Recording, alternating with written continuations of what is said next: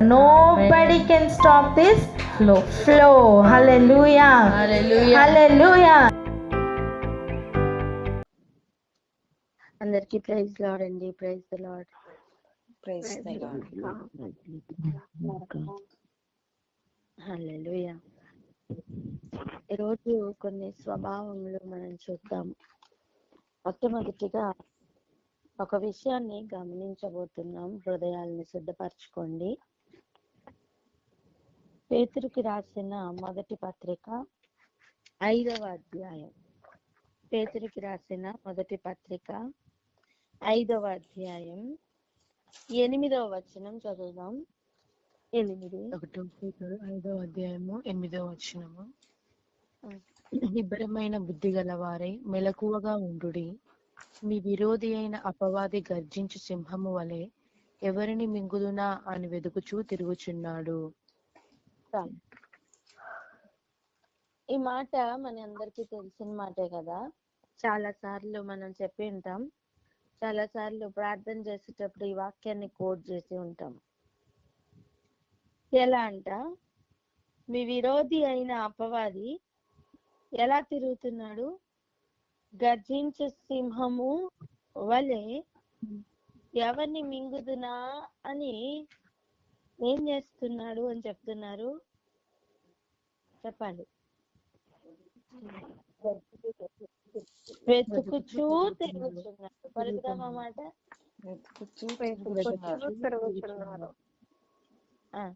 వెతుకుచూ తిరుగుచున్నాడు.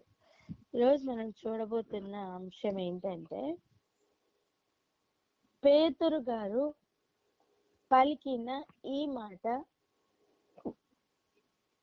Present టెన్సా, past టెన్సా, future టెన్సా? వాని స్వభావం అది, వాడి పని అది. వాడు పాస్ట్ అలాగే చేశాడు, ప్రజెంట్ అలాగే చేస్తున్నాడు, ఫ్యూచర్ కూడా అలాగే చేయబోతున్నాడు.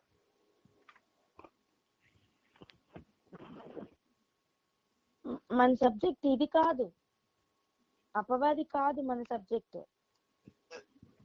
కాకపోతే కొన్ని విషయాలను అర్థం చేసుకోవడానికి మనం ఈ ఏరియాకి వచ్చామంతే. వాని స్వభావం మొదటి నుండి కూడా విరోధిగానే ఉన్న స్వభావం. వాడు మొదటి నుండి కూడా దేవుని క్రియలకు, దేవునికి విరోధంగానే ఉన్న పార్టీ. ఎప్పుడు చూసిన అపోజిషన్ పార్టీయే. చెప్పండి అన్నమాట. ఎప్పుడు చూసిన అపోజిషన్ పార్టీ అది వాని యొక్క ముఖ్య ఉద్దేశం ఎవరిని మింగుదమా అని వెతుకుతూ తిరగడమే. అంటే మింగడం అంటే ఏం చేస్తారు అని అర్థం. ఆ వ్యక్తిని కూడా విరోధంగా మార్చడమే వాడి పని. అది వ్యక్తి కావచ్చు, ప్రకృతి కావచ్చు, దూతలు కావచ్చు, ఏదేమైనా సరే దేవునికి వ్యతిరేకంగా మార్చడమే వాడి పని. వాడు మింగుతున్నాడు అంటే వాళ్ళు కూడా వాడి వశమవుతున్నారని అర్థం. మొదటి నుండి కూడా వాడి పని ఇదే. ఇప్పుడు ఇంకొక ఏరియాకి వెళ్దాం రండి.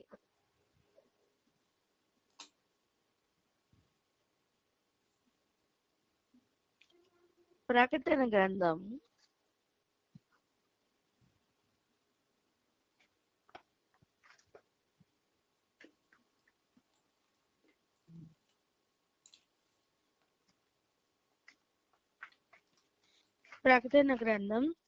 20వ అధ్యాయం మొదటి 3 వచనాలు చదువుదాం. ప్రకటన గ్రంథం 20వ అధ్యాయము 1, 2, 3 వచనాలు. మరియు పెద్ద సంఖ్యలను చేత పట్టుకొని అగాధం యొక్క తాళపు చెవి గల యొక్క దేవదూత పరలోకం నుండి తేగి వచ్చుట చూచితిని. అతడు ఆది సర్పమును అనగా అపవాదియు సాతానును అను ఆ ఘట సర్పమును పట్టుకొని 1000 సంవత్సరములు వాణ్ణి బంధించి అగాధములో పడవేసి ఆ 1000 సంవత్సరములు గడచు వరకు ఇక జనములను మోసపరచకుండునట్లు అగాధమును మూసి దానికి ముద్ర వేసెను. అటు పిమ్మట వాడు కొంచెము కాలము విడిచి పెట్టబడవలెను.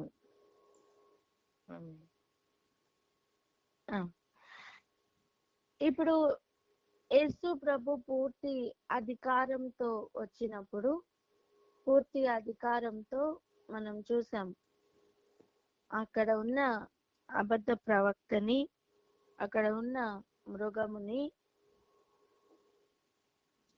మొదటిగా అగ్నిగుండంలో వేసినట్టుగా చూసాం కదా. ఆ తర్వాత ఈ అపవాది అయిన వాడిని అగాధంలో పెడతారట. ఈ అగాధము తెరిచినప్పుడు మనం తేళ్లు వంటి, ఇంకా గుర్రముల వంటి కొన్ని మిడతలు బయటకు వచ్చినట్టు చూసాం, గుర్తుందా? అదే ఈ అగాధం. ఇంకా చెప్పాలంటే ధనవంతుడు లాజర్తో చెప్తాడు, నువ్వు అక్కడికి రాకుండా, అక్కడి నుండి అబ్రహాం చెప్తాడు ధనవంతుడు లాజర్తో మాట్లాడుతున్నప్పుడు అబ్రహాం గారు చెప్తారు ఏమని, ధనవంతుడికి ఒక క్లారిటీ ఇస్తారు. ఏమనంటే అక్కడి నుంచి నువ్వు ఇక్కడికి రాకుండా, ఇక్కడి నుంచి మేము అక్కడికి రాకుండా మధ్యలో అగాధం ఉంది అని. ఆ అగాధం యొక్క స్థలమే ఇది. ఆ అగాధంలోకే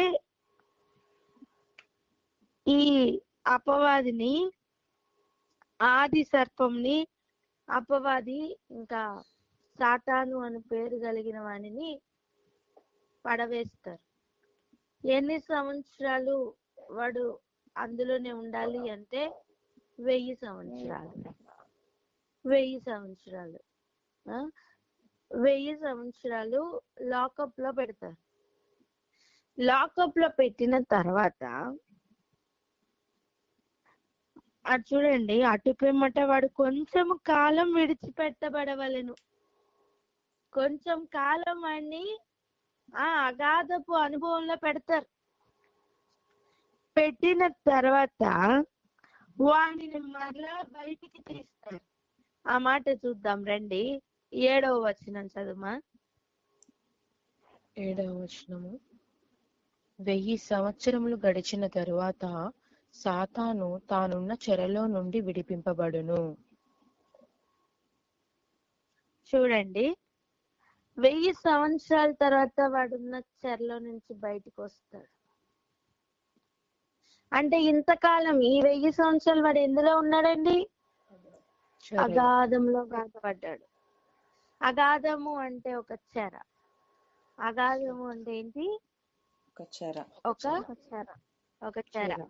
మన బెస్ట్ ఎగ్జాంపుల్ ఏంటంటే ఇప్పుడు చూడండి, డెత్ సెంటెన్స్ కోసం డిక్లేర్ చేసిన వాళ్ళని లాకప్ లో కొంతకాలం పెడతారు కదా, జైల్లో పెడతారు కదా.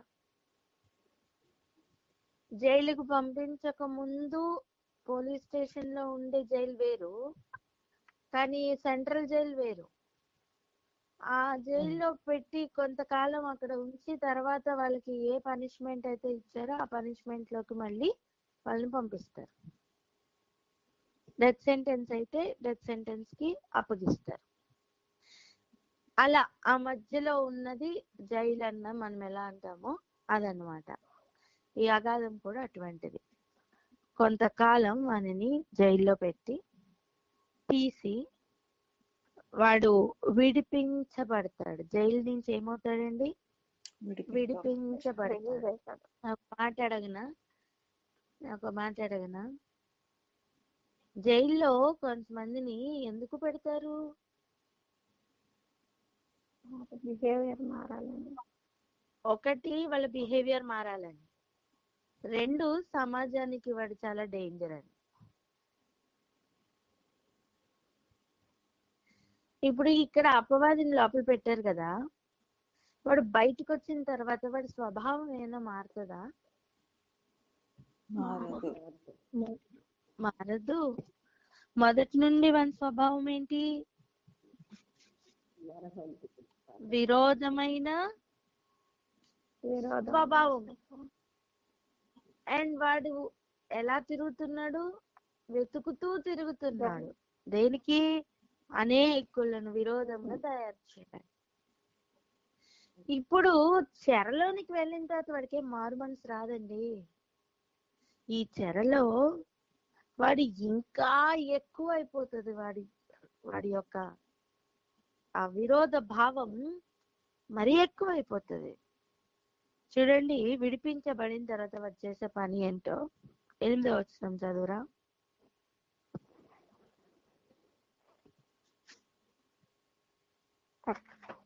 ప్రకటన గ్రంథం 8, 9 కూడా కలిపి చదువురా. 8, 9. ప్రకటన గ్రంథం 20వ అధ్యాయంలో 8, 9 వచనాలు. భూమి నలుదిశలయందుండు జనములను లెక్కకు సముద్రపు ఇసుక వలె ఉన్న గోగు మాగోగు అను వారిని మోసపరచి వారిని యుద్ధమునకు పోగు చేయుటకై వాడు బయలుదేరును. వారు భూమి అంతటా వ్యాపించి పరిశుద్ధుల శిబిరమును ప్రియమైన పట్టణమును ముట్టడి వేయగా పరలోకము నుండి అగ్ని దిగి వచ్చి వారిని దహించెను. అది వాడు ఇలా చెరలో నుంచి బయటికి వచ్చిన తర్వాత వాడు చేస్తున్న పని ఏంటంటే, భూమి నలుదిశల నుండి, అర్థం 4 దిక్కుల నుండి కూడా సముద్రానికి ఇసుక ఉంటే ఎలా ఉంటుందో అంతమంది జనమును పోగు చేసింది. దేనికి? యుద్ధము చేయడానికి. యుద్ధము చేయడానికి పోగు చేస్తున్నాడట.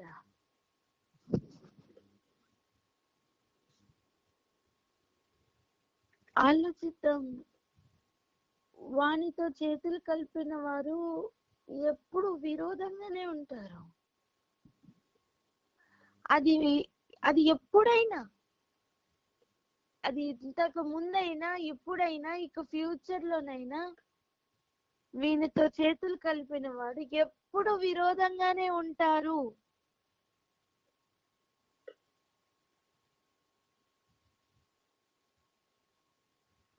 కానీ వాళ్ళ అంతం బహుభయంకరం. వాళ్ళ అంతం చాలా భయంకరం. భూమి నుండి నలుదిక్కుల నుండి లెక్క పెట్టడానికి ఇసుక రేణువుల వల్లే ఉన్నా సరే, పరలోకంలో నుండి అగ్ని దిగి వచ్చి వాళ్ళని కాల్చి వేస్తారు. వాళ్ళు దహించెను.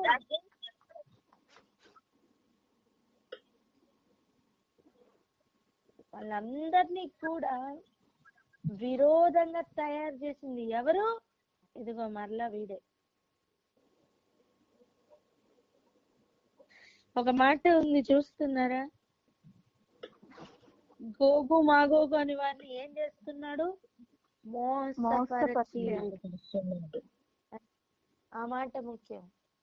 మోసపరిచి. వాడు ఎవరెవరిని మింగుతున్నాడో వాళ్ళందరినీ మోసపరుస్తున్నాడు.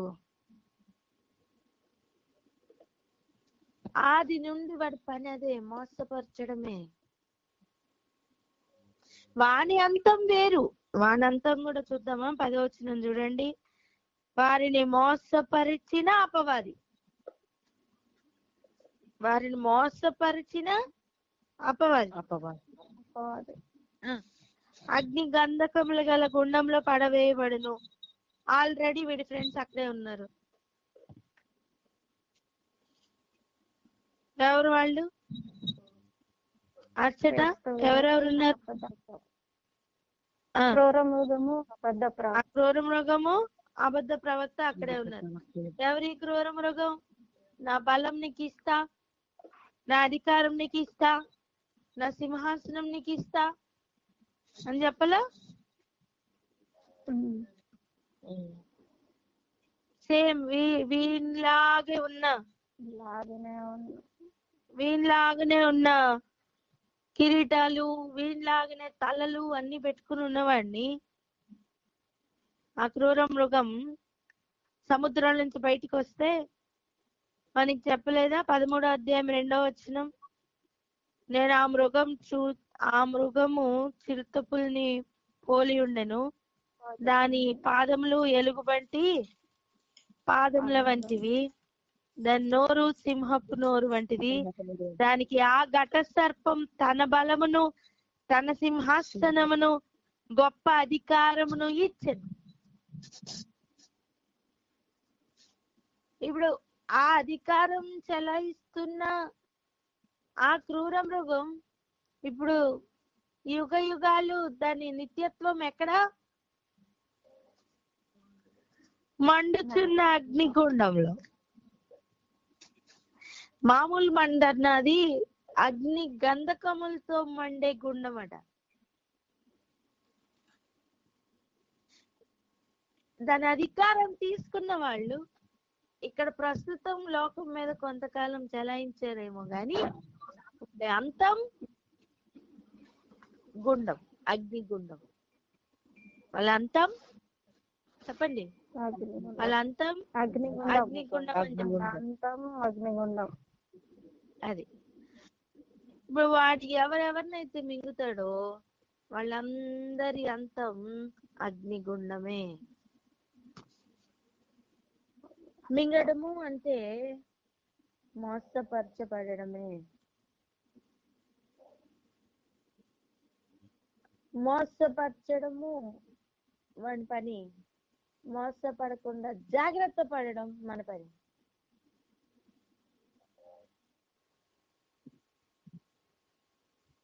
వాడు అగాధంలో పెట్టినా సరే వాడి బుద్ధి ఏం మారలా, బయటికి వచ్చి ఇంకా ఎక్కువ మందిని మోసపరిచినట్టుగా చూస్తున్నాం.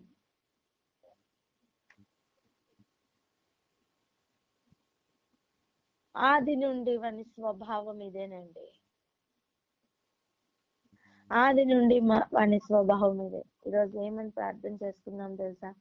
వాని మోసంలో మేము పడద్దు.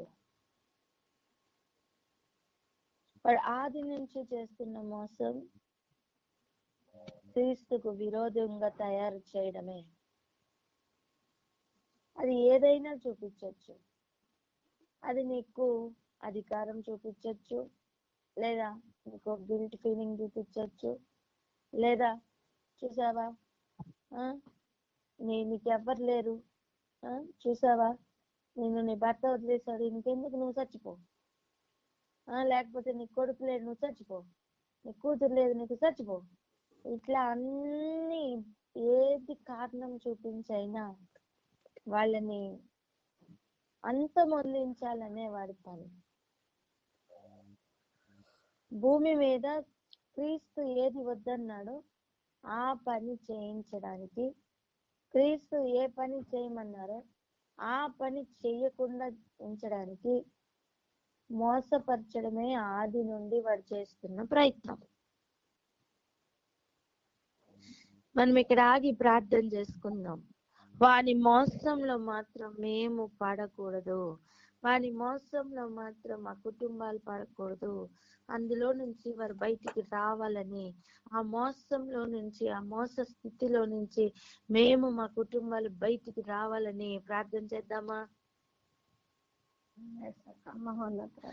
మోసమును ముందుగానే గుర్తుపడుతున్న వివేచన జ్ఞానముతో నింపమని ప్రార్థిద్దాం. అందరూ ఏకీభవించండి, ప్రార్థన చేయరా.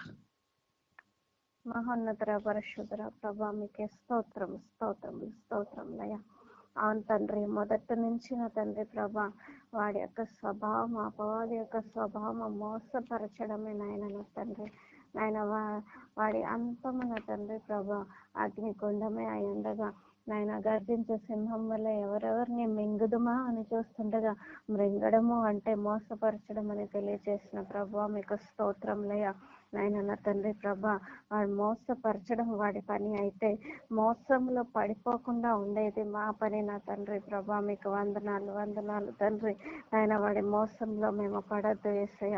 మేమును మా కుటుంబాలు వాడి మోసంలో నుంచి బయటికి వచ్చుదము గాక తండ్రి. మీకు స్తోత్రములు నాయన. వాడి మోసమును ముందుగానే పసిగట్టి నా తండ్రి ప్రభా నాయన వాడి మోసంలో పడిపోకుండా ఉండడానికి నా తండ్రి నాయన మాకు విశేషమైన వివేచన జ్ఞానమును అనుగ్రహించమని ప్రార్థిస్తున్నాము తండ్రి. మీకు వందనాలు చెల్లించుకొంచున్నాం నా నాయన. నా తండ్రి ప్రభా విశేషంగా నాయన ఎక్కడెక్కడ నా తండ్రి ప్రభా వాడు మింగదామని చూస్తున్నాడో ఆ ఏరియాలో నా తండ్రి ప్రభా మేము ముందుగానే పసిగట్టి ఆయన ముందుగానే నా తండ్రి వివేచించే విశేషమైన వివేచన జ్ఞానం చేత మమ్మల్ని అందరినీ నింపినందుకు వందనాలు చెల్లిస్తూ యేసయ్య అతి పరిశుద్ధ నామంలో మిక్కిలి వినయంతో ప్రార్థించి పొంది ఉన్నాం తండ్రి. ఆమేన్. ఆమేన్. ఆమేన్. ఇప్పుడు చూడండి, వాని స్వభావం మొదటి నుండి కూడా మోసపరుస్తూ మృంగడమే, విరోధముగా మార్చడమే. వాడు విరోధి. వాడెవరు? విరోధి. అమ్మా, ఏ రూపంలో వచ్చిన నీ విరోధులను గుర్తుపట్టు. ఆమేన్. వాక్యం వెల్లడి అవ్వడము అంటే అధికారం వెల్లడి అవ్వడం. ఆమేన్. అధికారం నాకు విరోధంగా ఉన్నదే అపవాది యొక్క ఆత్మ. ఇంకా చెప్పాలంటే వాక్యం వెల్లడి అవ్వడం అంటే సత్యం వెల్లడి అవ్వడం. సత్యం నాకు ఎప్పుడు విరోధంగా ఉన్నదే అబద్ధం.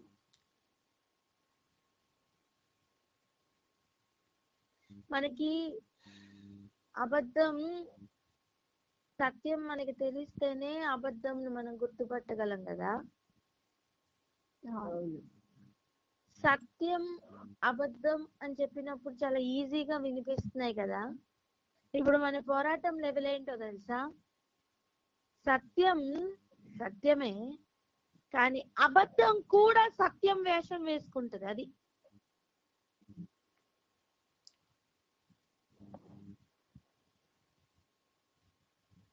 ఎంతమందికి అర్థమవుతుంది? ఇంకొక యాంగిల్లో చెప్తాం. వెలుగు చీకటి, వెలుగుని చీకటిని గుర్తుపట్టడం సాధ్యమే, కానీ చీకటి వెలుగుదూత వేషం వేసుకుంటే గుర్తుపట్టడం కష్టం.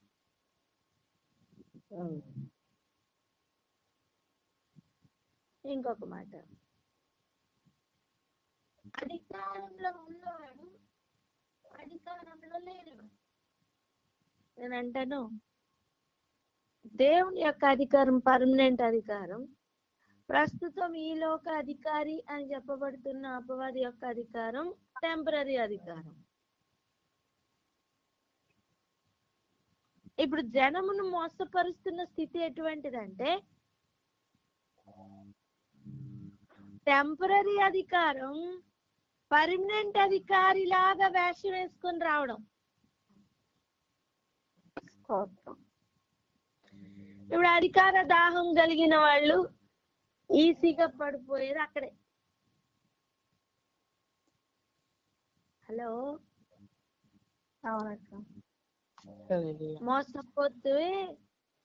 మోసపోతే కూడా పైన నుండి అగ్ని తప్పదు నానా.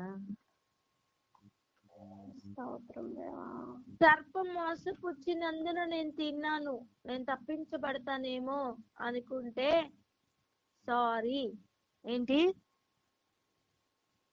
సారీ.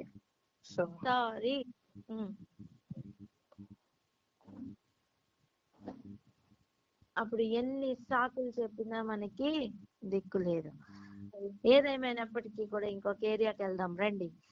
ప్రకటన గ్రంథం 12వ అధ్యాయం 7వ వచనం. ప్రకటన గ్రంథం 12వ అధ్యాయం 7వ వచనం. అంతటా పరలోకమందు యుద్ధము జరిగెను. మిఖాయేలును అతని దూతలను ఆ ఘట సర్పముతో యుద్ధము చేయవలెనని ఉండగా. పరలోకంలో యుద్ధం. చెప్పండి, పరలోకంలో యుద్ధం అండి. పరలోకంలో పరలోకంలో యుద్ధం. అంటే వీడు భూమి మీదే కాదండి యుద్ధం చేస్తుంది, పరలోకంలో కూడా యుద్ధం చేస్తున్నాడు.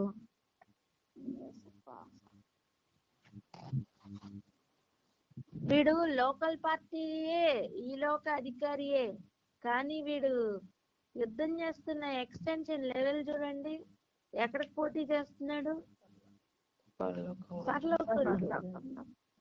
పరలోకంలో కూడా పోటీ చేస్తున్నాడు.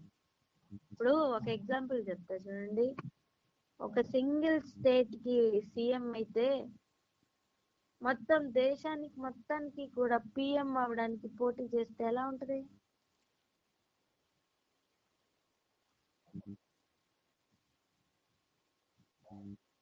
ఒక సింగిల్ ఎలక్షన్ లో కింద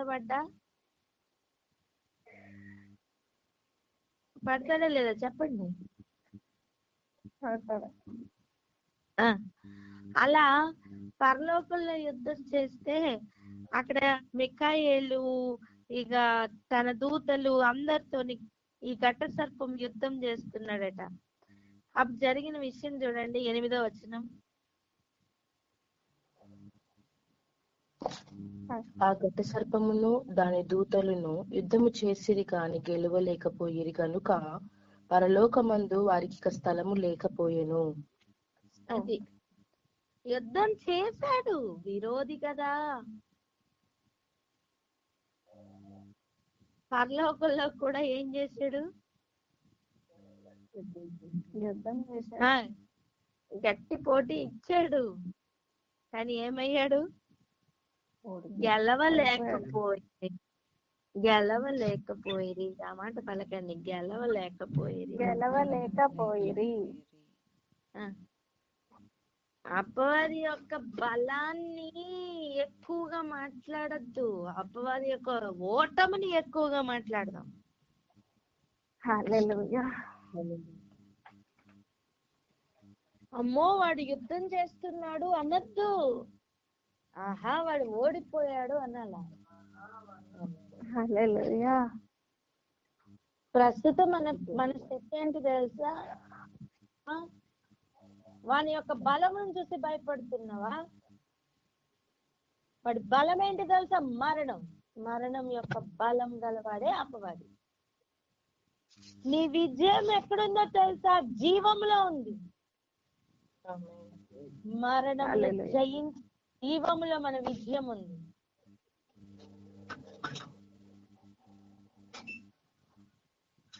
జీవము మరణమును ప్రశ్నిస్తున్న ఒక ప్రశ్న ఏంటి తెలుసా? మరణం అని ముల్లెక్కడ? ఎవరు అడుగుతున్న ప్రశ్న? జీవము మరణం అడుగుతున్న ప్రశ్న.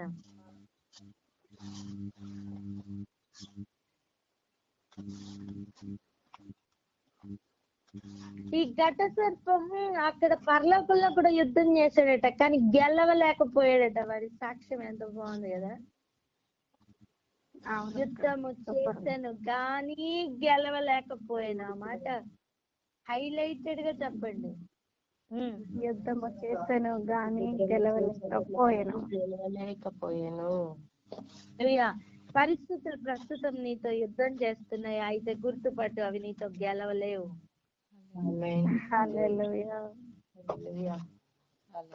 యుద్ధం చేస్తేనా ఘర్షణ తప్పదు, విరోధి కదా. అది ఓడిపోవడానికే నీతో పరిగెడుతున్నాయి. ఎక్కడికి వెళ్ళినా ఈ శోధన తప్పట్లేదు ప్రభా అంటే, అవును, ఓడిపోవడానికే అది నీతో పరిగెడుతుంది. ఎక్కడికి వెళ్ళినా నిన్ను ఓడించడానికి అనుకుంటున్నావా? కాదు కాదు, ఎక్కడికి వెళ్ళినా వాడు ఫెయిల్యూర్ అని నిరూపించబడడానికి. హల్లెలూయా. హల్లెలూయా. కానీ ఆ యుద్ధం చేయడానికి మిఖాయేలు అతని దూతలు ఎంత దృఢ నిశ్చయంతో నిలబడ్డారో, భూమి మీద మనం కూడా అంతే దృఢ నిశ్చయంతో నిలబడాలి నాన్న.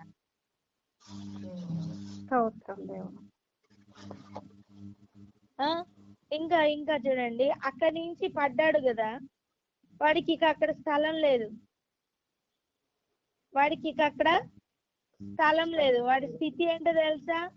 సర్వలోకంను మోసపుచ్చుచు అపవాది అనియు సాతాను అనియు మారు పేరు లేదా పేరు గల ఆది సర్పమైన ఆ ఘట సర్పం పడద్రోయబడిను. అది ఏమయ్యాడు? పడద్రోయబడను, నిలబెట్టబడను కాదండి, పడద్రోయబడను. వాడు దాగోనికి వెళ్ళినా అక్కడ కూడా పడద్రోయబడుతుంది.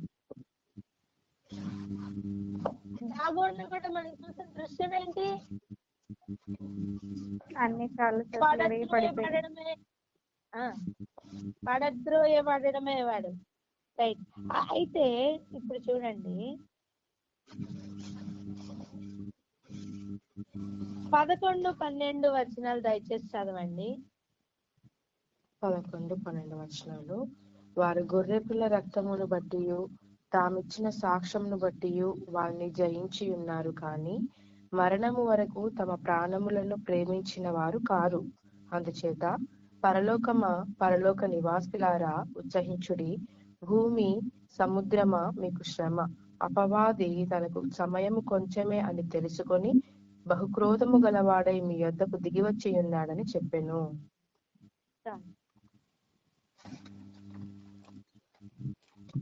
ఇప్పుడు ఆలోచించండి, వాడికి సమయం ఎంత ఉందట?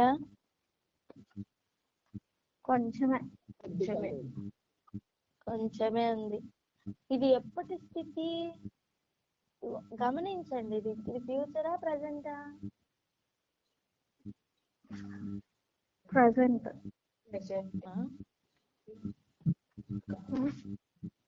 ఫ్యూచర్ నాన్న.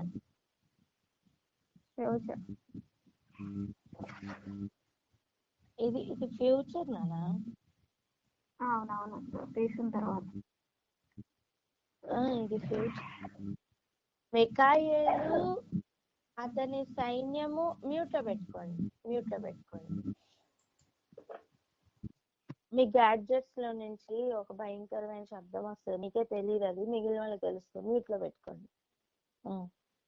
Thank you. పరలోకంలో మిఖాయేలుతో యుద్ధం జరిగి పరలోకంలో ఇక వానికి స్థలం లేకపోవడం అనేది ఇంకా జరగలా, ఇక జరగబోతుంది. అందుకే చూడండి 12వ వచనంలో, అందుచేత పరలోకమా, పరలోక నివాసులారా ఉత్సహించుడి. కానీ భూమికి అది కాదు, సముద్రానికి అది కాదు మీకు శ్రమ. అంటే చెప్పకనే చెప్పడం, మీరు ఏడవండి అని, అంతే కదా. పరలోకానికి, పరలోక నివాసులకి ఉత్సాహం, అప్పుడు భూమికి సముద్రానికి నిరుత్సాహం. ఎందుకు? వారికి భయంకరమైన శ్రమ కలగబోతుంది కనుక. ఇందుకే ఏంటి? వాడు ఇప్పుడు పరలోకంలో ఇంకా వాడికి సీట్ లేదని వచ్చి వాడి ప్రతాపం అంతా ఎక్కడ చూపించబోతున్నాడు? భూమి మీద చూపించ. ఏంటి వాడి ప్రతాపం? ఎవరిని మింగుదనా అని వెతుకుతూ తిరుగుతాడు, అంతే. మ్యూట్ లో పెట్టుకోవచ్చు కదా నాన్న.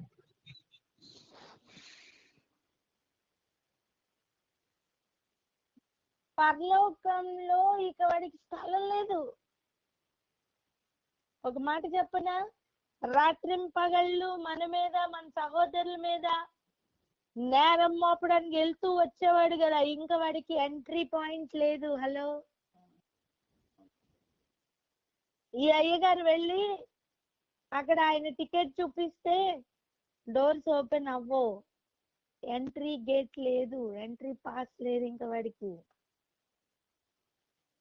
ఇంకా రాత్రింపగళ్ళు ఎవ్వరి మీద నేరం మోపడానికి ఇంకా ఎంట్రీ లేదు.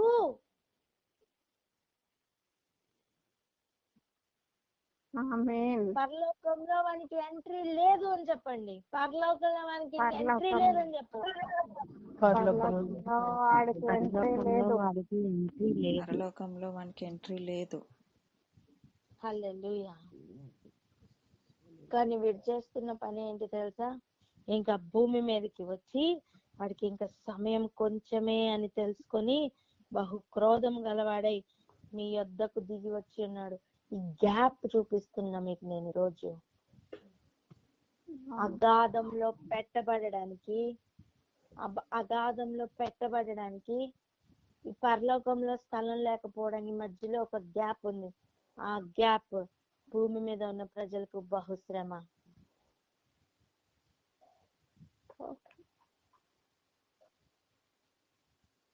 భూమికి సముద్రానికి కూడా శ్రమ.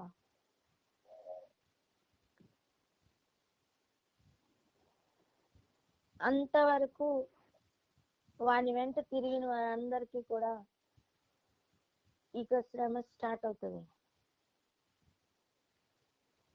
అంతవరకు వాని అధికారంలో, వాడిచ్చిన డబ్బులో, వాడిచ్చిన పేరులో, ప్రఖ్యాతిలో మేమే గ్రేట్ అనుకున్న వాళ్ళకి ఇంకా సీన్ అర్థమవుతుంది, మేము మోసపోయామని. విచిత్రం ఏంటంటే అప్పుడు ఇంకేమీ చేయలేరు.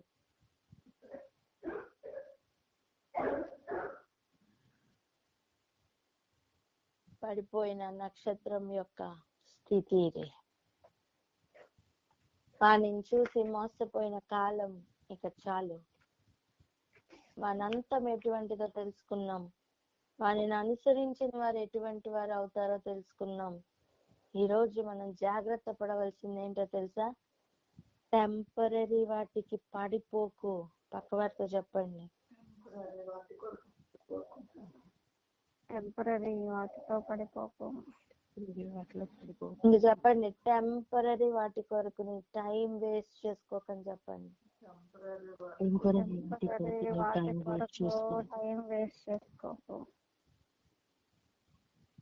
చెప్పండి, టెంపరీ వాటి కొరకు నా టైం నేను వేస్ట్ చేసుకోనని చెప్పండి. టెంపరీ వాటి కొరకు నేను నా టైం వేస్ట్ చేసుకోను. ప్రార్థన చేసుకుందామా? చక్కటి తీర్మానం తీసుకున్నాం కదా, మోసపోకుండా ఉండాలి కదా. ప్రార్థన చేసుకుందామా అక్క? హల్లెలూయా. Thank you.